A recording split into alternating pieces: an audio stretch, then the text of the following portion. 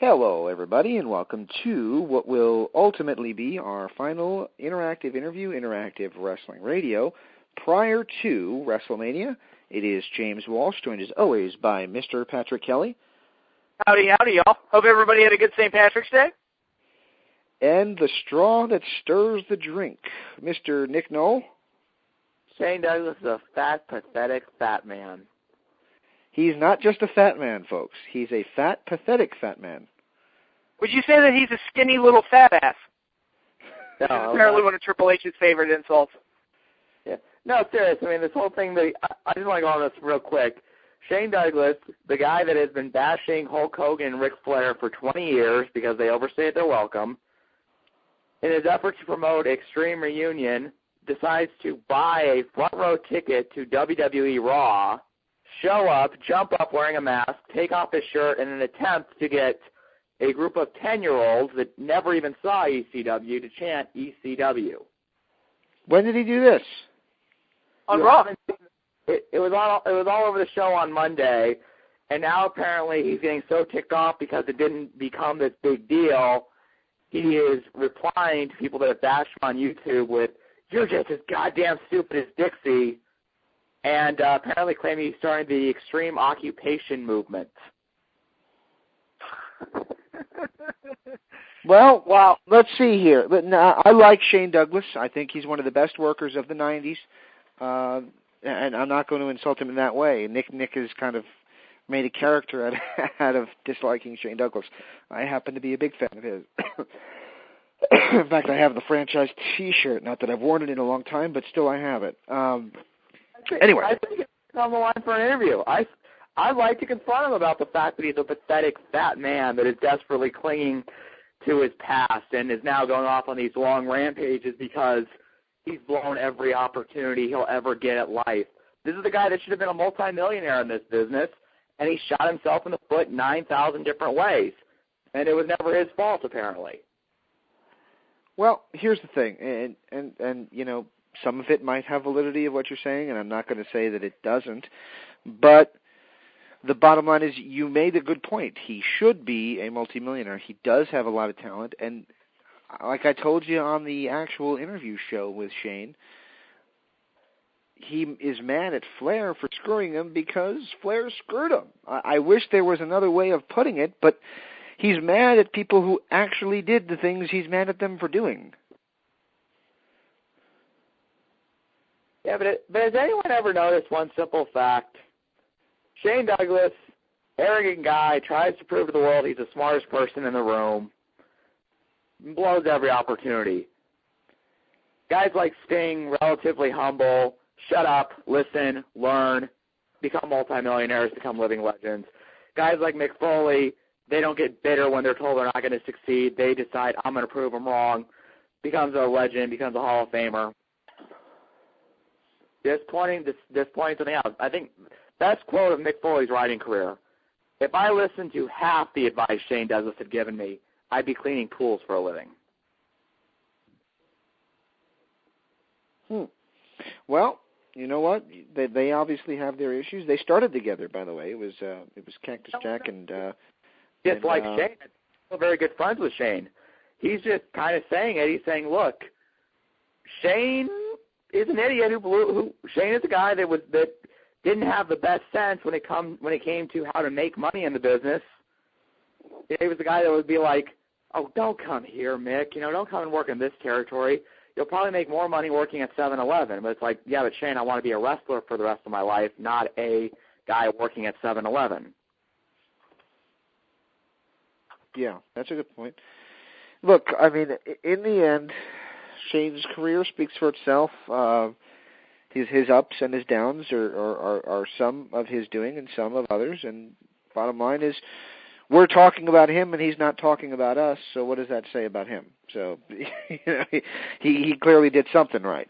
But anyway, this is not the Does Shane Douglas Suck or Not show. This is Interactive Wrestling Radio, and basically it's our go-home show to WrestleMania. And of course, we're going to talk a little bit about Impact Wrestling and the interesting string of shows they've put together. And I do have an interesting point I want to make about Impact Wrestling. In fact, why don't we start with Impact Wrestling and then go to Mania here? Well, first of all, I thought the Victory Road pay-per-view was solid. I would say it was a solid pay-per-view. I thought it was above average, yeah. I thought the two main goals you had to have going into and coming out of that pay-per-view were you've got to make Bobby Roode look like a huge heel that the whole world wants to kill, and you've got to make James Storm look really strong. Well, James Storm is like Mike Tyson at that event. It just takes one big blow, and he KOs Bully Ray. And, I mean, who didn't want to kill Bobby Roode after that match? Yeah, and some people were shitting on the ending. I thought it was great because it just makes Roode look like such an asshole. It does. Credit to Sting for being the sacrificial lamb there. Right. But not enough veterans do that. Right, and we've said this. We said that when the match got booked, that Bobby Roode had to go over. He doesn't have to kill Sting. He doesn't have to absolutely obliterate him and, make us believe that Steve Borden will never walk again, but he had to do it some way where, God damn it, he did it again. He snuck out with the victory again. I hate this guy. How does he always do it? And he fucking did it again. And I thought that finish was very creative.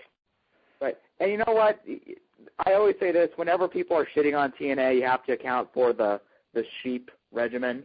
How many of those people are the people that, are bitching that if it had been a clean finish would have said, how the hell can you cleanly pin Sting? What the hell are you doing? I mean, I assume... No, it was brilliantly done because when it happened, I actually said, "Oh my God!" It looked brutal. I jumped out of my chair because I even when they were setting it up, I didn't see it coming.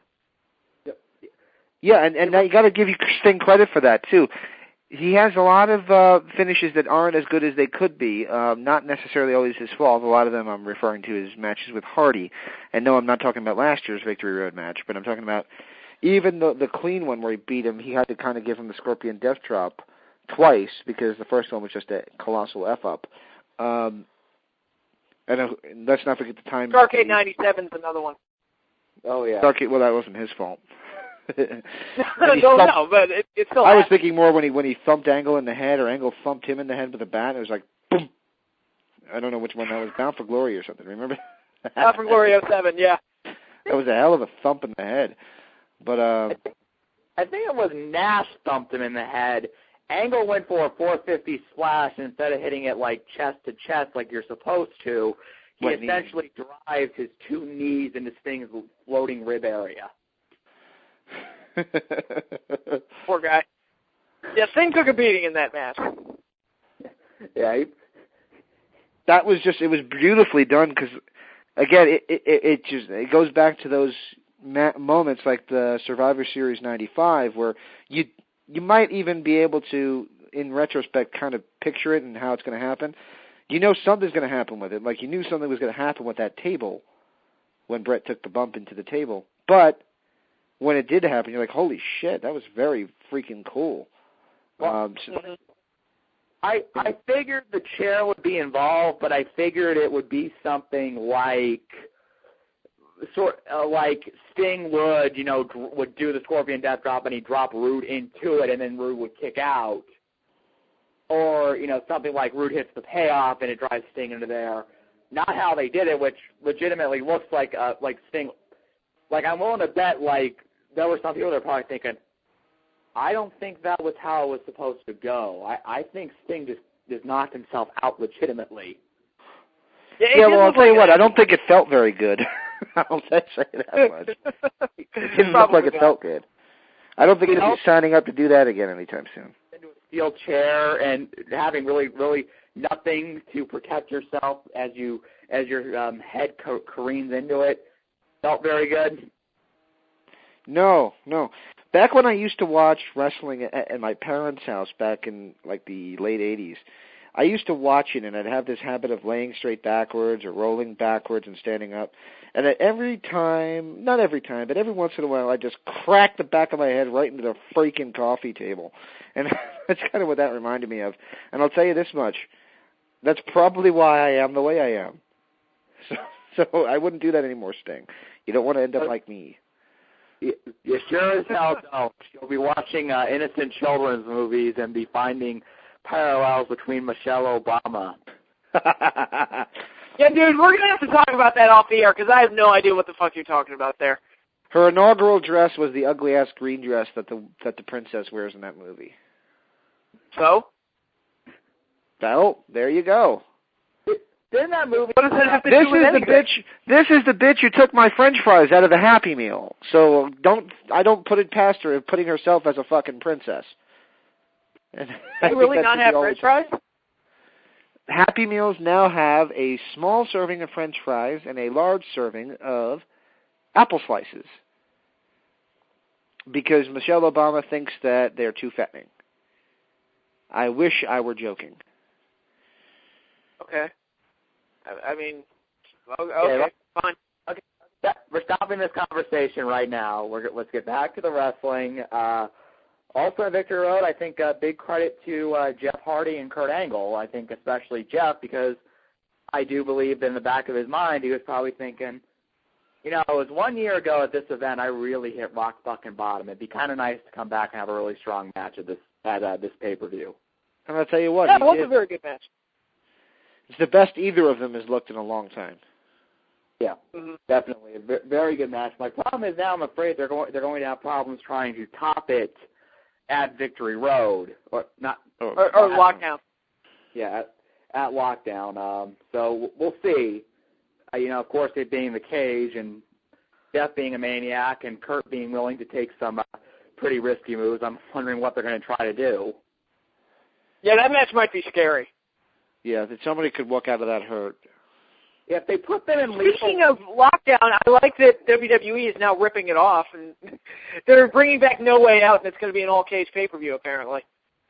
Yes, which, ladies and gentlemen, in the case of who rips who off, this is the new Exhibit A. I mean, there's no way you can't call that a rip-off of Lockdown, I'm sorry. But Exactly. I mean, it's like you have even if it's just the main event, it's a cage match pay-per-view. It's like, gee, I've seen this before. Yeah.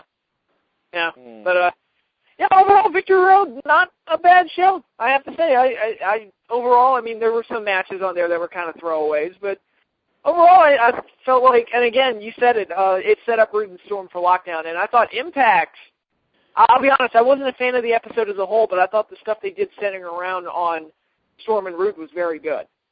Yeah, I think it was a great kind of way to contrast the two characters. You have Bobby Roode who's saying, look, I'm not showing up because I don't want to fight this guy until I have to. And you have James Storm saying, well, you know what? I'll fight both Kazarian and Daniels tonight, so that way I don't have to deal with them next week. It's like you have the coward who's hiding behind his lawyer, and you have, the guy that's saying, I'll fight them all. And they're doing a good thing with James Storm's character because they're taking all the badass elements of a Steve Austin type character, mixing it with a guy who can still actually work. And yes, I'm sorry, post neck injury Austin is not very good. And just a lot of different aspects of different characters of his own to make a very interesting and compelling character. I mean, I don't think that, TNA is going to always have the stigma of being a Southern character, a Southern-based promotion. Embrace it. Put the belt on the cowboy. Exactly. And you know what? I think it's the classic case of taking a guy's legitimate personality and cranking it up to 11. I'm willing to bet if we went and found James Storm out of character in Kentucky, he probably would be wearing a cowboy hat, wearing a Western shirt, jeans, drinking a beer somewhere, probably getting ready to go have a fist fight at the bar. Yeah, I mean, he's a good character, and it's not an unbelievable character. It's a very marketable look, and it really was, and it has been for years. Just ask Randy Savage. So, I mean, it works. Right. And I do like, I'm joking, because I just thought of it the other day, that when he had the sunglasses and the hat on, I'm like, oh, it's amazing that nobody draws a parallel there. I don't know, but Well, he doesn't have the ribbons and the frills and all that. The fringe, the Bon Jovi fringe, the hold your arms out and become a car wash thing. Yeah, that's cool. Yeah. I want one of those jackets. Those are cool. Anyway, I can never pull that off. Only you would think that would be cool. I would think that would be cool, and I'd wear it. I'd also wear the boots with the frills on them, like the Warrior wore. Those were freaking cool. I was going to ask, I remember you mentioning this years ago. Did you ever find those shark tooth sunglasses that Savage had? Yes. Before he passed away, obviously, Savage was actually selling them himself on eBay.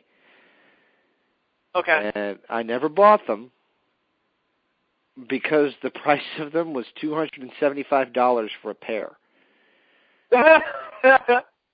Now, I'm not saying that Savage started the bid at that. He started the bid at something like $10, $15, and it got bid up that high. And I'm like, you know what? I want them, but I don't want them that much. Right. You're like the polar opposite of my buddy Luke. He actually missed out on a bid he was doing on eBay, and he immediately gets pissed off, and he bids way too much on 3 separate watches, and actually won 2 of them. His wife was not happy with him. He comes into work the next day and is like, dude, I am so in the fucking doghouse. I'm like, why? I won 2 watches. I'm like, oh my God. Oh, man.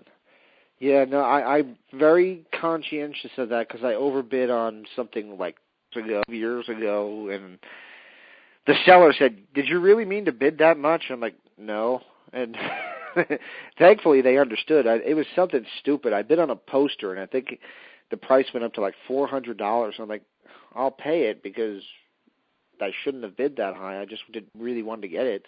I had no idea it would actually go that high, and they ended up selling it to me for like $30. So I got lucky that I had. Yeah, you found a nice guy. Yeah, he's obviously thinking, who the F would pay that much for this?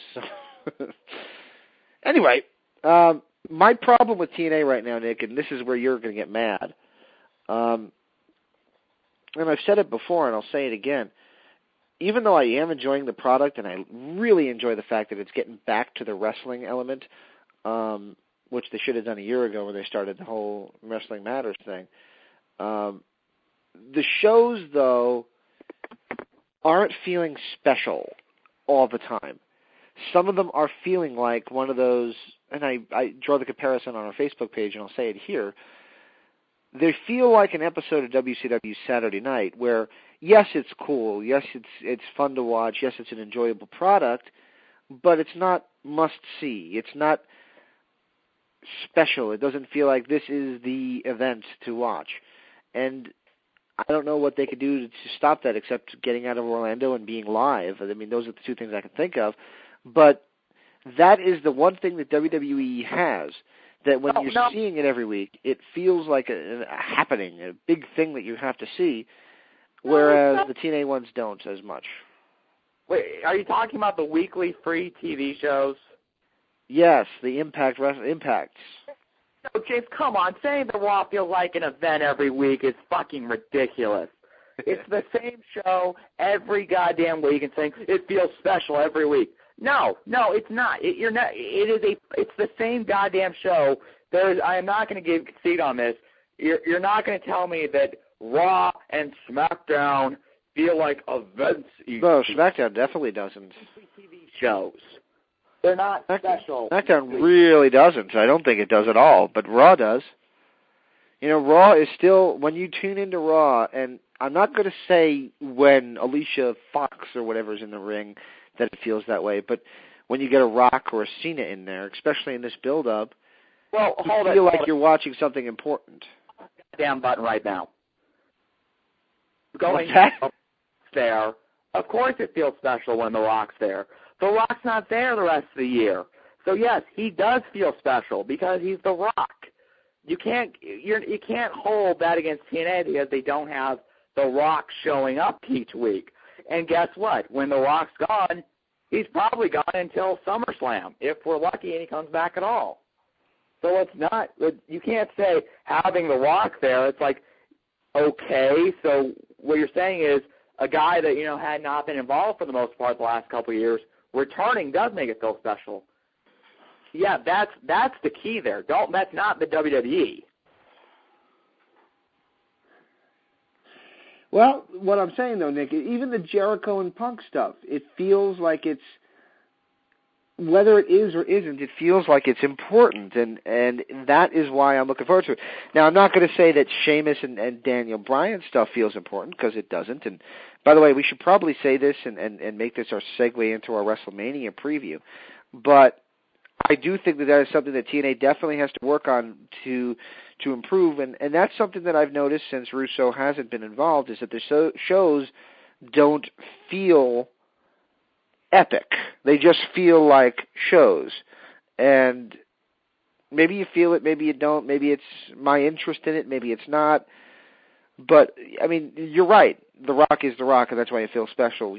Sting is Sting, and that's why those segments feel more special than, whoever. Eric Young and ODB. There you go. Yeah. Maybe that's the case, but I don't know. I'm just making my point that it just sometimes when I'm watching it, it feels like when I used to have a hamburger in my hand on a Saturday night watching Saturday Night on TBS, which, no knock on that. I enjoyed those shows. I still revisit them from time to time to remember why I still like this stuff. But it's not the, oh my God, did you see what happened the next day, that it should be. Does anybody agree? Do I disagree? Am I completely out? Well, I was talking to you about it, James, and one of the things that it definitely lacks, and we've made this point before, is that they're in the Impact Zone every week. And whenever they venture outside of the Impact Zone, it feels like a completely different show. Like, even the mundane stuff comes off a lot better because you're in front of a much more excited crowd, a different environment. And I do feel like if TNA went on the road, it would. I do believe that would change things drastically. Just from a presentation standpoint. I agree with you guys that would help, but I mean, I'm also not going to say that. Yeah, I'm sorry, James. I mean, when you're saying that Punk and Jericho feel special, it's like until they did the whole stuff with Punk's family, you're right. Lost stories of the year. I'm sorry. They were arguing over, I'm the best in the world. No, I'm the best in the world. No, I'm the best in the world. It was like, and then it's like, well, you ripped me off. No, I didn't. Like it took them long enough, and I'm going to assume that once again, CM Punk probably saved his WrestleMania program with an idea, like he did last year when he said to the creative team, oh, hey, guys, I have a history with Randy Orton. I know most of you have forgotten that, but he did cost me the world title a couple years ago. I think Punk, saw, oh, my God, that they have fucking blown this thing because no one has cared about Jericho since he came back, and I'm sorry, no one does. When he came back, they were expecting this big response, and he comes out, and it's little crickets chirping. I mean, it was like he had been gone a week, not come on, baby! And look, I'm sorry. I do believe they originally planned for him to be a babyface, and he flopped, and the fans started booing him. I think they planned to be a babyface. Oh, I don't believe that at all. I think that they were making him a troll. I think they planned Jericho and Punk going as far back as their Twitter war, back in like November, December. By the way, I read a post. I want to take this opportunity to make a post and make a comment here. CM Punk needs to worry more about CM Punk and not everybody else. That includes Chris Brown, even though I agree with just about everything he said. That includes worrying about some Chicago indie promotion that apparently he's all upset because they're not listening to what he views their business plan to be. Worry about yourself and getting yourself to be the best you can be, and let everybody else worry about how everybody else handles themselves. He really needs to just lay the fuck off, because at some point he's going to stop sounding like a smarmy, smart-ass guy who gets shit done and start coming off as Booger from the Revenge of the Nerds movies. And he's close to that right now. Hey, Booger! What's that? Huh? What did you say, Pat? Hey, Booger! There you go. How'd you get the name Booger? I don't know. He just really needs to lay off. And I like CM Punk. I think he's probably one of the best workers in the business right now. And I just think that on a personal level, just for God's sakes, keep it to yourself every once in a while. But, James, you have to remember we're in a completely different world now. We're not in the day where people do keep anything to themselves. I mean, we're in Twitter and Facebook world, man.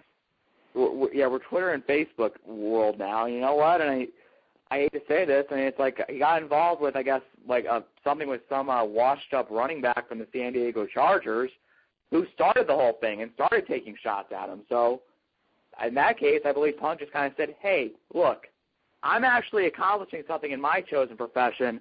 I think the last time you did anything was 2008. He's getting into it with everyone, though. I mean, the one that I'm referring to is he went on some bullshit long-ass rant on a video and a typed-out post where he's ripping on some local Chicago indie because they're not following exactly the way that he thinks that their business plan should go. And it's like, dude, you work for the WWE. You get enough time to maybe get yourself something to eat before somebody else is on your ass having you do another personal appearance somewhere. Worry less about other people. Get your own shit done. Let them fail if they're going to fail. But your bitching and moaning and telling everybody that everybody wishes they were ECW is not going to get anybody any good. Well, wait, is this that Revolution Pro Wrestling that's bringing back the ECW title with Rhino? Probably so. Well, I would assume... No, I don't think that's it. I think it's a different promotion, but there you go. Well, if it's the Chicago indie scene, I could assume that could also be guys that are running that are Punk's friends, and that could be why he's giving them advice. And he's saying to these guys, hey, listen to me, guys, because remember, Punk knows you can make the argument that the best independent wrestler of the last, 20 years since really the independent scene got started is CM Punk. So, I mean, when you say, it'd be one thing if you were randomly picking on some promotion in Sheboygan, Michigan. It's like, but if it's a Chicago thing, I would probably assume those people, might actually know the people involved. He might, but I'm just saying, look, leave it to them to fall. Leave it to them to fail or pass or to succeed or fail, or I'll say fail a couple more times because it feels so good. But give them the chance to do it, but don't worry about it yourself. It's not your place. And this Chris Brown thing, this big Chris Brown thing that everybody seemed to be way more interested than Chris Jericho's feud that's actually happening and he's going to WrestleMania. It's like, dude, just shut up every once in a while, for God's sakes. Well, Brown's actually a heel that got over instead of Chris Jericho, who came back and the only thing that changed about him was, now my jacket lights up. And all Brown had to do was punch his girlfriend in the face and make her a star. Well, look, I mean, I'm sorry. I mean, I'm going to keep ripping on Jericho because the guy has, despite... You like Jericho or Shane Douglas more? Would your optimum WrestleMania main event be in 2012 Chris Jericho versus Shane Douglas? Well, you know what? It's kind of like asking me, hey, Nick, who do you hate more, Saddam or Bin Laden? Ouch. It's like, one's a guy who basically goes, hey, look, I revolutionize the business. I revolutionize my character every 5 years or so. No, you kind of change your outside look, but you're just kind of playing a slightly less goofy version of your WCW character. And the other is a guy who goes, yeah, I'm never going to hold on as long as Dick Flair and Hulk Hogan did. Now he's fatter than both of them combined and is trying to desperately get attention for a promotion that's been dead for 11 years. And it's a promotion that he left, too. I love Shane Douglas, by the way, but no, it's a promotion he left in 99. It's not like it's a promotion that he was the captain of the ship of and that he saw go down around him. It's a ship that he saw the writing on the wall and left. Well, you know what? I assume just everything that all the interviews and stuff I've read from Shane, he probably believes that if Paul would have given him control of ECW, it would have succeeded. I think that's why he's booking these shows. He tried to get it going again with Hardcore Reunion or Hardcore Homecoming. He had one good show. The other two, I think, drew less than 300 people. And then he said, okay, I'm going to wait a couple of years. I'm going to try again. And it drew well because WWE was doing it. And to be fair, if you saw both shows, his show was better. But what are you going to do? Yeah, well, which shows how interested we must be in WrestleMania that we're back to this. Well, I was just going to say, do we want to do our WrestleMania preview? Let's start on that, guys. Let's talk about that. So I think the big money maker of the night. Well, I've got the card pulled up. Do you want to start at the bottom or start at the top? Start at the bottom. Okay. Now, I'm going to need your help with this one. The Divas match, which I'm sure will be the piss break match, Kelly and Maria Menounos versus Beth Phoenix and Eve Torres. Okay, who the fuck is Maria Menounos? I have no idea who this celebrity guest is. I do not know who this chick is. Well, she's not a celebrity, Patrick. She is one of the hosts of Extra, who apparently they have used before in, like, a guest host role, and she appeared at Tribute on the Troops. Really what this match is they turned Eve heel to keep Natalya off of WrestleMania. This match is going to be a fucking disaster. You've got Eve, who's clumsy as a fucking ox. You've got Kelly. You've got the bimbo, who has never shown any ounce of improvement. You've got this celebrity. I mean, this is basically a PG version. Well, quote-unquote celebrity. Quote-unquote. You know, you got to throw quotation marks on top of that. Like, I feel bad for Beth because, once again, she's going to have to carry a lot of pointless, untalented women at a major event. And she's going to lose.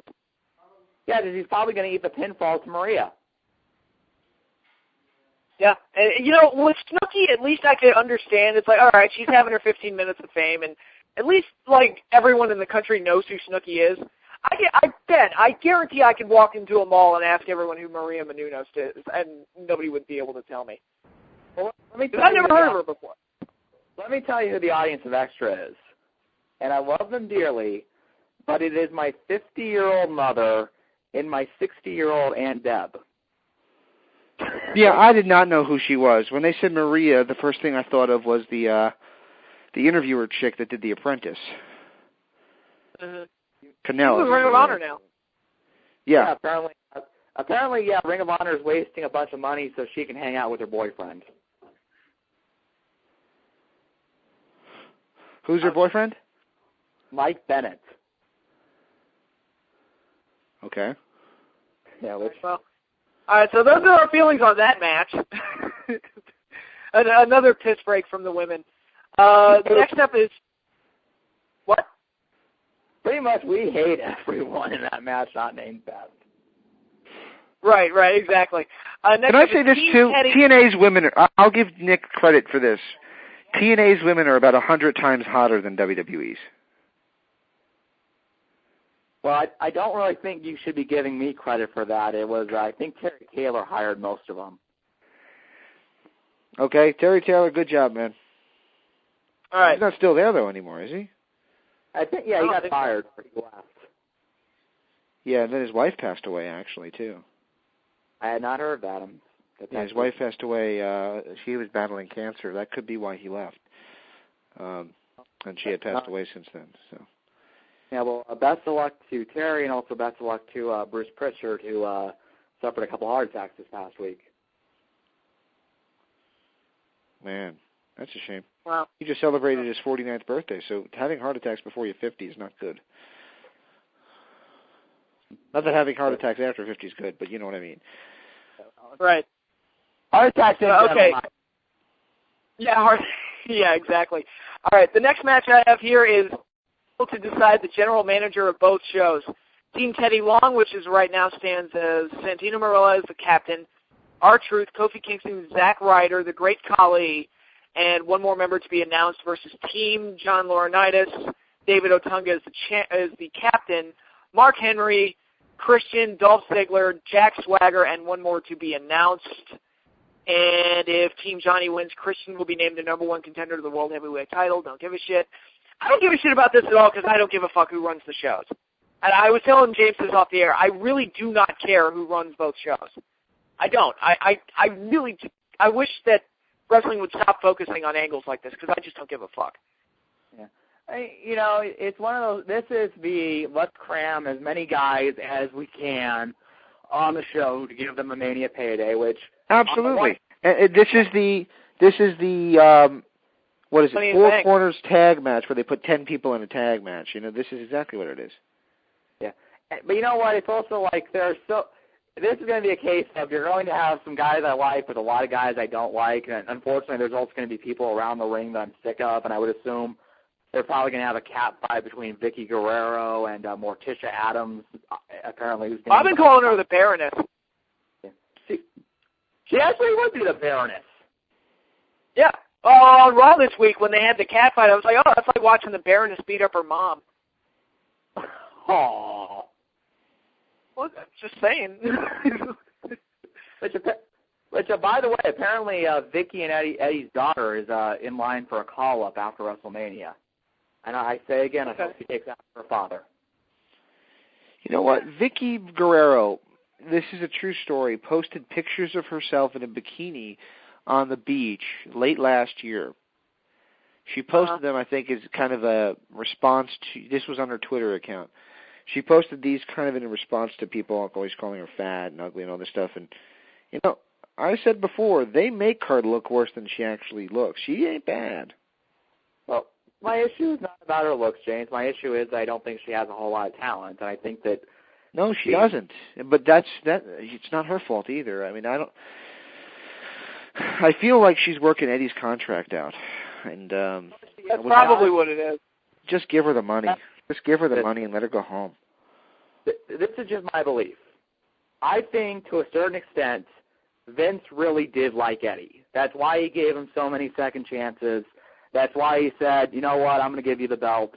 That's why, you know, like, Eddie got away with certain things that I don't think a lot of other guys could have, because I think Vince generally liked Eddie.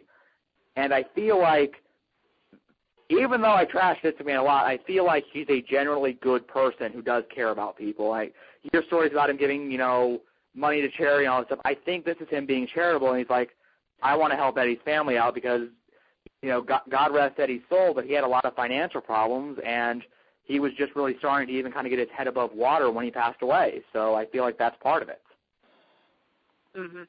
I would almost think that it'd be more charitable for him to just say, here's the money that he would have earned for the next however many years, and you know, go home.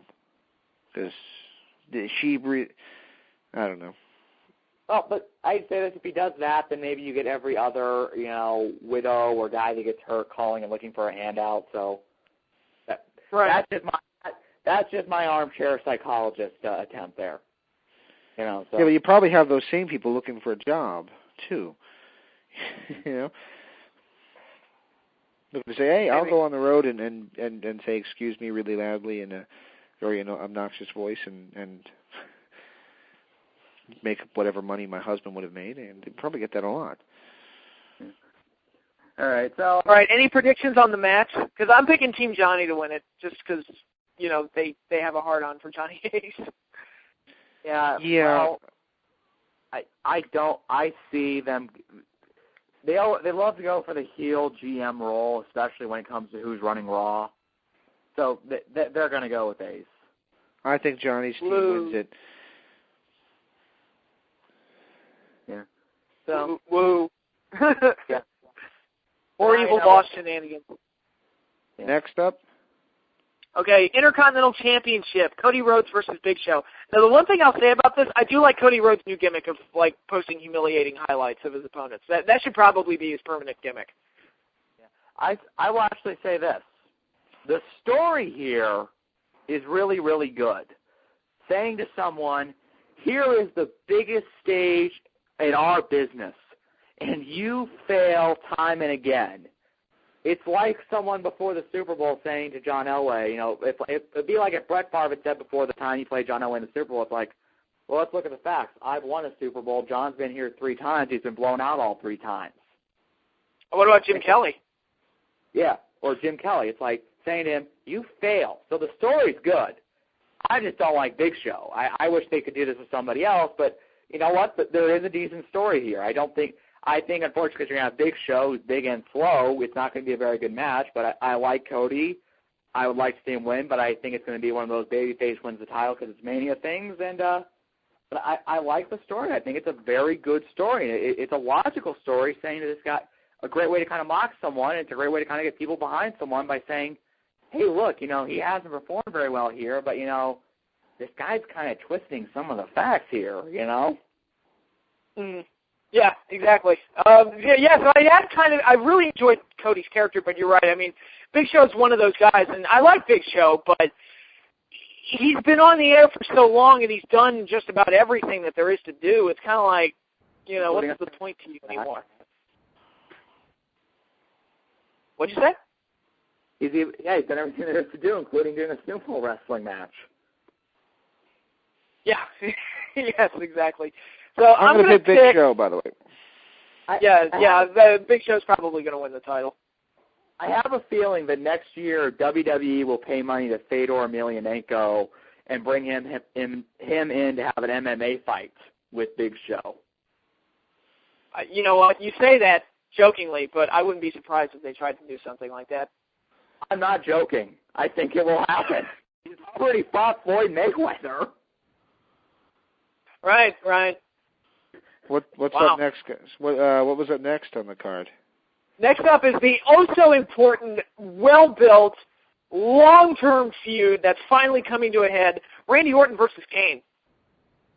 Womp, womp, womp. Angle versus here was the setup years ago. Yeah, here's the setup for this match. We want to use Orton because he's a big star. We put a lot into Kane since he came back. We don't know what to do with them, so let's just throw them together. Yeah. That's pretty much. And really not much story to that one. And it's kind of like, well, Kane's the one who gave him his concussion. Really? Because I thought he was in the ring with Big Show when he actually knocked his head. Yeah. Who knows anymore? It's just, I don't give a shit about Kane. I don't care what anybody says. So I'll pick Randy Orton to win just because, Orton will win. When it comes to Mania, I always just pick the baby faces in the match because, for the most part, that's the safe bet. It's usually the baby face wins at Mania. It's a horrible storyline. I kind of like Orton, but he needs someone to he needs something really there to light a fire. And Kane's not the guy to do that. Kane is worse than Big Show. So I mean, I hate Kane. If you follow the site, you know that as much as I hate Shane Douglas and Chris Jericho, my true hatred lies with Kane. So I'm going to hate this match.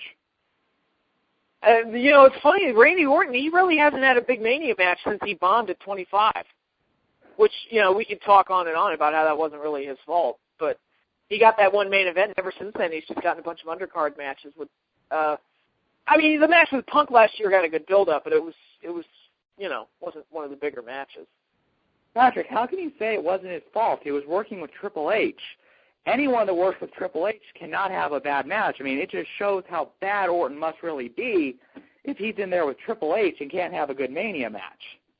Yeah, well, we've talked about this before. I love how whenever Triple H is in one of the worst matches of all time, it's always the other guy's fault, no matter what. So, all right, next up is the world title match that I'm sure we're all excited for. And again, not bashing either guy. I like both guys. But there's no storyline here. It's just, let's interfere in each other's matches for a month, and that's all the thought they put into it. Daniel Bryan defending the World Heavyweight title against the Royal Rumble winner, Sheamus. Yep. For the second straight year, they kind of said, well, he won the Rumble. That's enough storyline to build this guy up. Well, basically the third straight year in a way, because, even the Edge Jericho match didn't get the build-up that it should have, and it just became Edge going, spear, spear, spear. Yeah, they ruined that one. Yeah, I feel bad. It's been said before, these two guys had a match last year that got bumped off the main show to make more time for Rock and Miz and, Jericho. Oh, no, let's call it what it is. Jerry Lawler and Michael Cole, that's what ate up so much time. And it wasn't just the match either. It was the entrances and the ridiculously long post-match. Yeah. So, I give it, I'm going to put all the thought of this match that the WWE has to it. So I'm going to throw a coin into the air. Heads is Bryan, tails is Sheamus. I think Sheamus is going to win the title. And it doesn't matter. They really need to unify the belts because You know, Yeah. when there are twice as many quote-unquote main event champions, it means less to be one. It's kind of like having an AFC champion and an NFC champion and then not having a Super Bowl. You know, right. you can't have two number one bests. It just doesn't make any sense. Well, especially now that everyone appears on the shows anyway. So Oh, yeah, both champions are on the same shows every week, so whatever. The reason to have two champions is, okay, this guy, you know, is going to fight this set of guys. This guy's going to fight this set of guys. Now it's like they're fighting the same set of guys.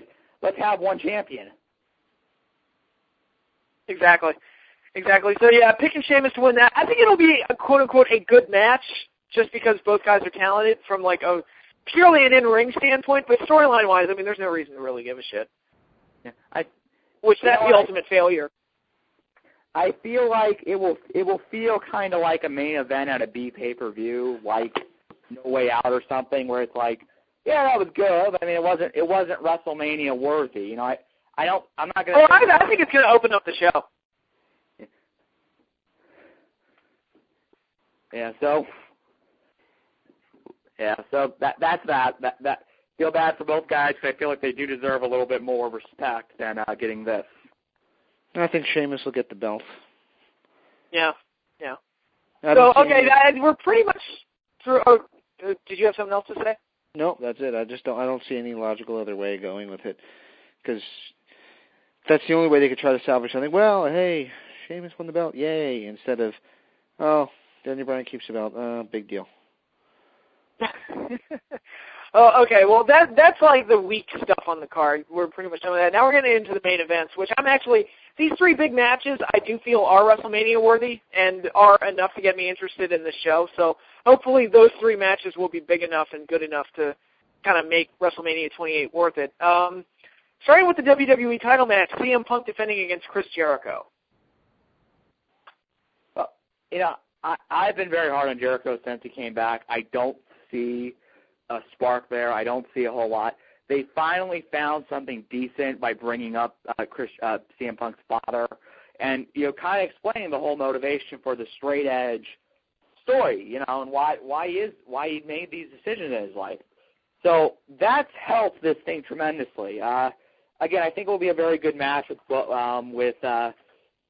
guys that are pretty decent in the ring. I just don't get excited about Chris Jericho matches anymore because he's been on TV so long, and yeah, he does take breaks, but it's not like he's completely disappeared and fought a completely different set of guys over the years. It's like, he comes back. I mean, it's like we've seen a lot of it before. So I think Punk will go over again because he's a babyface at Mania.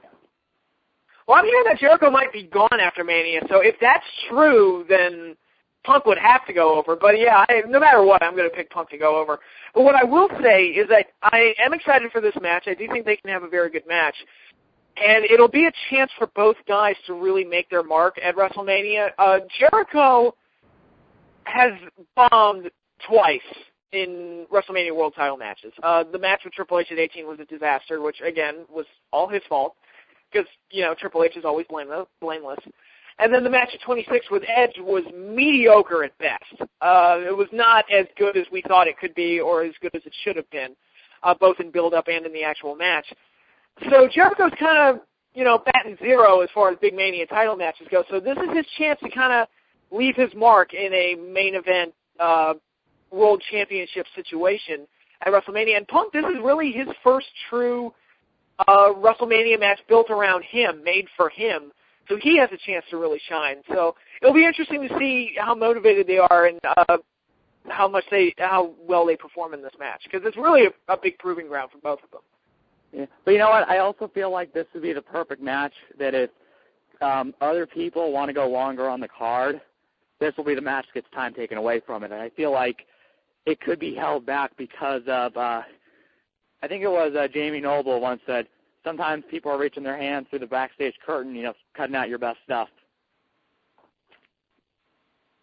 Well, I don't know. I think if any match was going to get cut, it would probably be Bryan and Sheamus. Yeah. Well, if any match was going to lose time, yeah. Yeah, James, you got anything to say about this match? think James stepped off the line. Okay, James will join us when he joins us. Next up is the Hell in a Cell match between Triple H and The Undertaker, which I don't have a problem with this match taking place because I don't like these two working with young guys. So, because, you know, they have a tendency to bury them. So, working with each other, there'll be no shenanigans. They'll work well with each other. And they had a very, not one of, quote-unquote, one of the greatest matches of all time, which was thrown around quite liberally last year, which I completely disagree with. But it was still a very good match. What'd you say? Liberally with the last 3 Undertaker matches. I mean, he's had... Well, yeah, each Mania match is kind of like piled up one on top of the other. It's kind of like, that's kind of like how they're building it. Like each Mania match leads into the other one. Yeah. Which, I mean, I'm not... I mean, like you said, it's on the one hand, this keeps them away from burying younger guys, but on the other hand, it's like they're going to get 30 minutes. They're going to get, you know, Undertaker hasn't worked at all this year in terms of any, you know, other than this few. Triple H, I mean, he has somewhat regular appearances. You know, like, wow, you know, I will say this. I honestly believe their match last year was one of the most overrated matches in the history of Mania. People that are trying to put it above Savage Steamboat are being ridiculous. I just don't. I'm like, I feel like they'll have their match and people will, you know, either overrate it or you're gonna have people like me that will, you know, to a certain extent because we dislike The Undertaker and Triple H, but what doing? So, you know, it's like, it's going to happen, and you just hope this is the last time. Yeah, now, I will say this. Well, 2 points I want to make. Number one, I do think that this is going to be a bit of a violent spectacle, and if 2 guys in the WWE can get away with blading, it's The Undertaker and Triple H. Oh, look, of course they're going to get away with it. You know, you know, Shawn Michaels, who will be the special guest referee for this match, you know, they had a thing where The Undertaker said, you better do the right thing, or I will bury her. I said to people, and that's what The Undertaker says to all the young guys when they introduce themselves to him. I mean, Undertaker is as bad at you know, kind of using his power to bury people as we get on Triple H about. Right. And the other point I wanted to make is that the streak better not end in Triple H's hands. That would be a mistake. Huge one. Right now, I've always said it. The streak, if you're going to end it, I feel like it would be a great accomplishment to give to a young guy. One of those things we'll be talking about, you know, 10 years from now.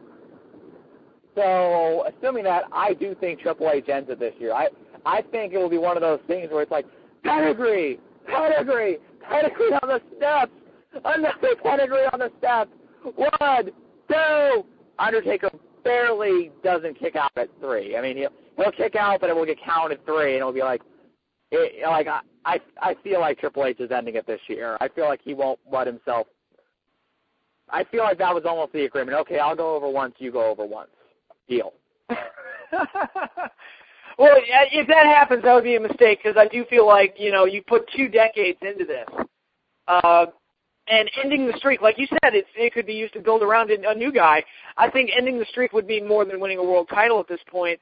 Why would you give that valuable of a win to somebody that's already semi-retired? Right, and that's not going to define Triple H's career. I mean, his best days are over, so, you know, what would the point be? Well, I mean, it would be, I'll use it as an example because it's the best one I can think of, where, remember for how a long time Triple H would always brag he was the guy that retired Mick Foley? It'd be that same kind of win. At the time, that was a big feather in Triple H's cap. Now, though, it built his career, really. I mean, that was the win that put him over the top. Yeah. So, I mean, I think going back to Foley's book, Steven said, yeah, Triple H still brags about it on the air, even though I'm back now.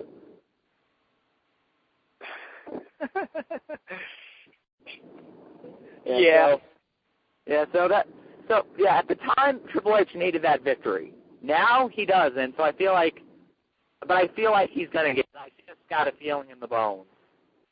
I don't think he is going to end it, and here's why. So I'm picking Undertaker to win.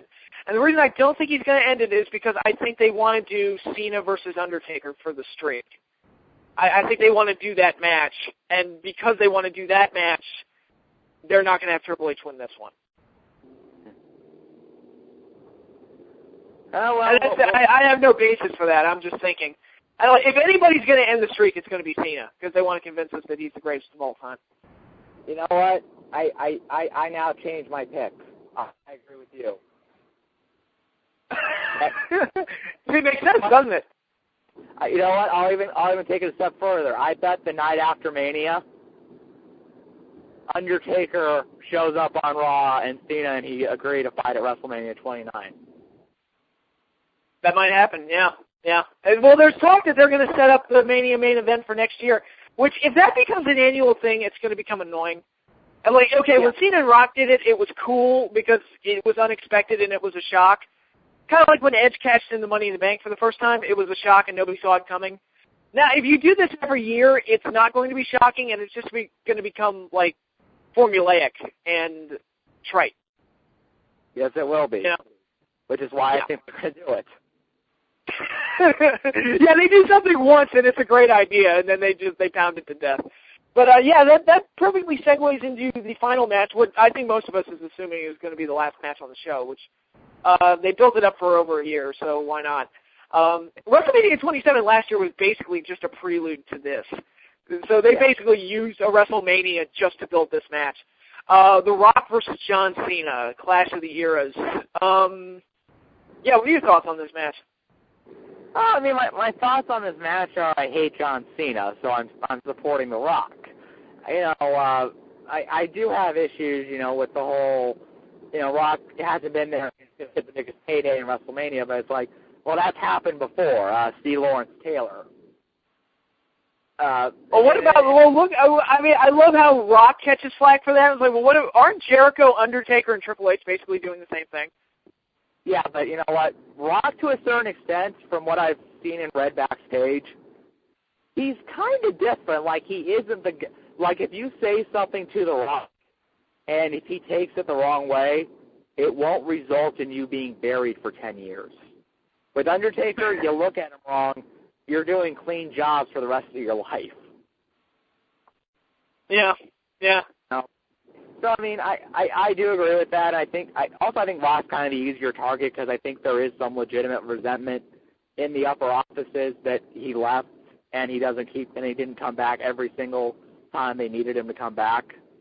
As for a pick, I want The Rock to win. I think The Rock should win, but it's John Cena. The Rock, I don't think has the ego that says, "Oh, I got to win now that I'm back." So I think John Cena will win this. And I don't know how good a match it's going to be. I just don't enjoy John Cena matches, and I kind of feel like The Rock, he has a lot of good matches, but he also has a tendency to kind of go overboard with some of the things. Great example is WrestleMania 20 when he and Ric Flair just turned the Evolution Rock and Sock Connection match into a who can do the more insane thing contest. It's like, I thought that was funny, though. It did kind of steal the show, but it was also like, you guys kind of went against the whole serious storyline of Mick Foley getting beat up 15 different times and desperately needing his buddy The Rock to come back and help him. So, don't get me wrong, I don't want to say it's going to be a total bomb, but I just feel like it's a John Cena match. I feel like this will wind up being like the Shawn Michaels Cena match, where you kind of forget it happened a couple months after it went down. So, now maybe it'll be different because you had the year-long build. That's what I was going to say. The Michaels Cena match, I honest to God couldn't tell you one thing that happened in that build-up, except for them winning the tag titles. I really, they built that match up. Wow, I don't even remember. I couldn't tell you. Here's basically what it was. Triple H got hurt. Shawn Michaels said, well, I guess now I get the Mania title match. Yeah, that's exactly what happened. Yeah. Triple H even sent it on the Heartbreak and Triumph DVD. It's like, well, it's supposed to be me and Cena, but I got hurt, so we put Shawn in there. Like, okay, back up. Why is it you and Cena again? Because, I hated that match at 22. That match at 22 was a disaster. I don't care what anybody says. He's Triple H. That's the explanation for this all, Patrick. He's Triple H. Like I said, I think Cena goes over, and you know what? They'll try to make it feel like, oh my God, this was John Cena's crowning moment, and it's like it'll be like. And they'll do it while the crowd is chanting, "Cena sucks! Cena sucks!" Oh, yeah. By the way, the show's in Miami, so I'll give you 3 guesses who the crowd is most likely going to support. Best case scenario they can hope for is 80-20, I would think. Hello? I agree. It's just painful. Yeah. I wish the crowd would either... They're forcing Cena, and that's the thing, is that they would actually... He's been better in this build-up than he usually is. I'll give him that. Oh, he's been excellent. Actually, there's been several times in this build-up that he's outshined The Rock. And The Rock should never try to sing Queen again, because he can't do it. That was pathetic, actually. Yeah, he couldn't keep up. It was well written. It was funny what the lines were supposed to be. He couldn't keep up. Right. It felt like he didn't rehearse it. Like, him on the guitar was fine. It was, but if I was an American Idol judge, I would say that it just wasn't his song. Yeah. But, well, you know what? I'm going to go with Nick and say that Cena is most likely going to go over here. I accepted that a year ago. However, I would not be surprised if The Rock won, only because there are reports coming out that they're going to have a trilogy. And I'm thinking, well, okay, if they have a trilogy, Cena's going to win the last one. They might give Rock the first one. So. But the thing is, and this is kind of the old Jake Roberts thing with Muhammad Ali, is like, okay, Cena's going to be there the night after Mania. Rock's not. Is he? I don't know. They're saying he's going to be appearing more. All right. Well, if Rock hangs around, then maybe he does go over. But I don't think I don't think you'll see him hanging on that much. Mm-hmm. Well, he's already said he's going to wrestle. I don't think you're going to be seeing main events of Raw featuring The Rock anytime soon. No.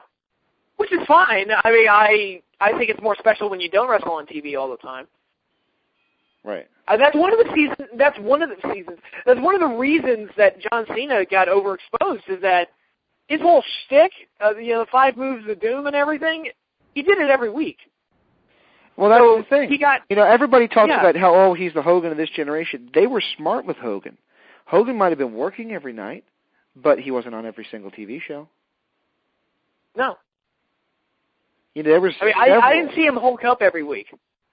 No. There were several shows, and he actually got to win some matches without having to Hulk up. Mm-hmm. He got to beat up. I actually watched the match he had. Yeah, I just watched a match he had with Bad News Brown. He didn't really Hulk up in that match. No, he just beat him. He beat Rusty Brooks. He beat Boris Zukov, who's going to be our guest soon. He has these matches and he just beats him. He beat Nikolai Volkov. He didn't need to, the world didn't need to fall on him in every match. But he also wasn't on every single week.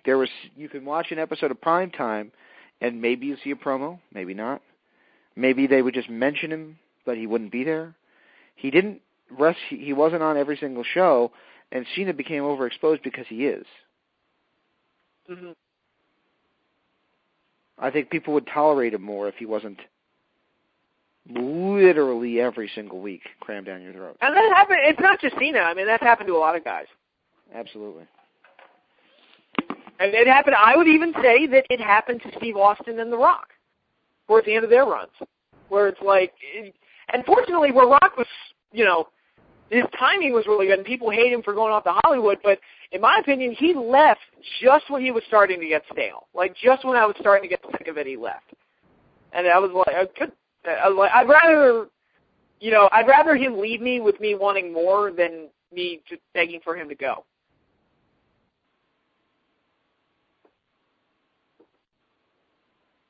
Hello? Hello, Nick? James?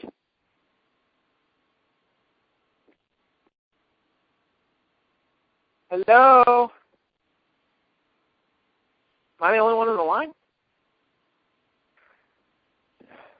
I'll wait until somebody comes back.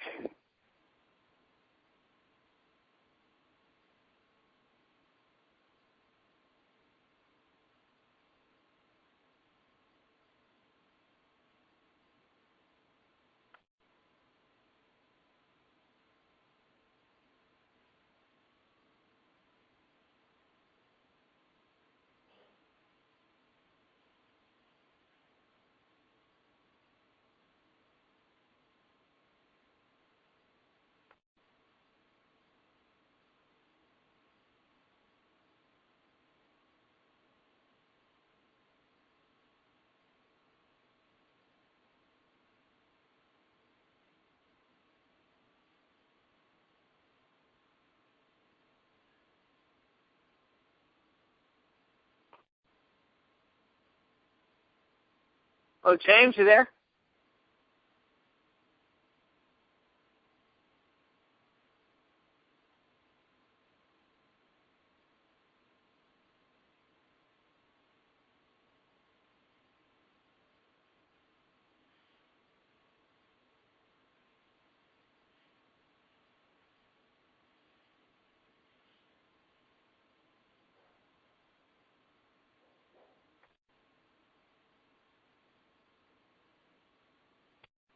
James.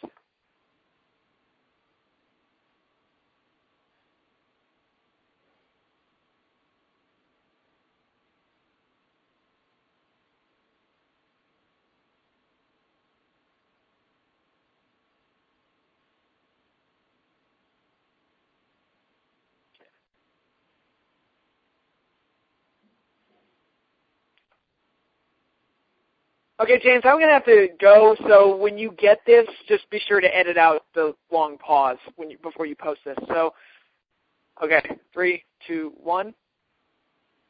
All right, that is all of our predictions and discussions for WrestleMania 28. I hope you all enjoy the show. I know we'll all be watching it on Sunday, April 1st, and hopefully it is a WrestleMania for the ages. So for Nick Knoll and James Walsh, thank you all for listening to us, and enjoy WrestleMania.